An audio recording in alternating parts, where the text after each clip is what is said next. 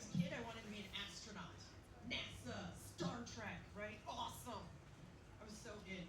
And then I watched the Space Shuttle Challenger blow up with the 6 astronauts and the 1 teacher on it. Yeah, I didn't want to be an astronaut anymore. So what else? I wanted to be a mom. From age 11 to 17, I built a babysitting empire. Kids, all ages, it's great. And somewhere in high school, I realized that you don't get paid to be a mom. All right, so what do I want to be when I grow up? I decided I want to be an architect. I loved geometry, I loved science, I loved sketching.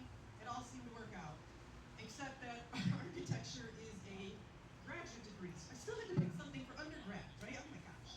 Okay, so I wanted something that would lead to architecture, and I thought engineering combines 2 of my loves, math and science, right? And that'll be a great foundation for architecture.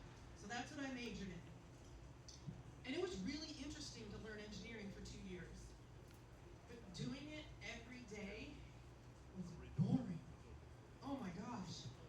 So, what did I want to be when I grew up? Architecture had left my mind. I don't know. So I thought, well, what was the last thing I enjoyed doing? And I said, software development. My programming classes, both in high school and college. I loved those. So I graduated with the engineering degree, so I found a job that would teach me software programming, and away I went. 6 years later, my boss comes by my desk and he taps on it and goes, you know, Jennifer, you got a really great career ahead of you here. And I was like, whoa, no, this is not a career, this is a job.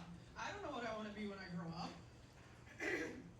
But I was 27 by that point. Like, aren't I already grown up? Shouldn't I know what I want to do or be? And I did. What I actually wanted to be was a doctor. That's like 10 more years of learning. And pushing 30, there was something else I wanted to be. A mom.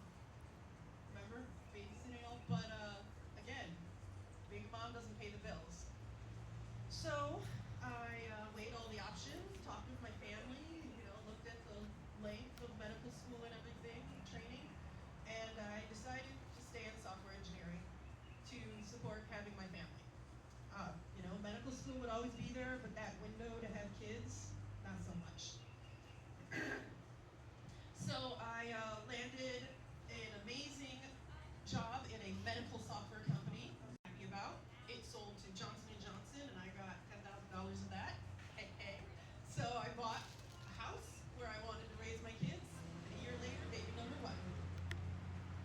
Now, shortly before I was planning baby number 2, I got laid off, but thankfully with help, I landed at another startup, and things went well. A few years after, I had a decision.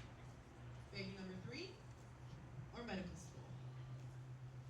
So, I sold the house, I made my family downsize, and I put myself through a post-bac med prep program. Started medical school in 2020. And we'll leave COVID aside. So, what I encountered in medical school, though, was a very interesting problem. My Gen Z classmates learned differently than I did. They were skipping lectures so they could watch the recordings later on